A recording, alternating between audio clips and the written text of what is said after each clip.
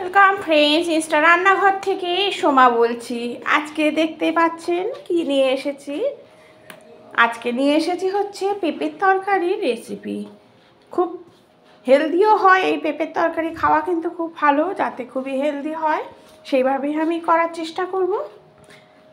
পেঁপের তরকারিটার মধ্যে পেঁপেটা কিন্তু পেঁপে আর আলু আমি একসাথে বয়েল করে নিয়েছি, আর যে জলটা বয়েলের সেটা কিন্তু আমি একদমই ফেলিনি, রেখে এই জলটাই হচ্ছে হেলদি হবে, কারণ এই পেঁপের কিন্তু অনেক গুণ আছে।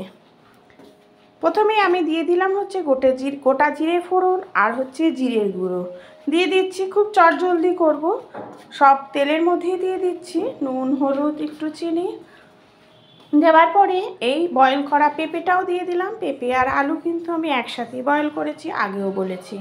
সেটা দিয়ে দেওয়ার পর আর একটু ভেজে নেব আমি সব মশলার সাথে।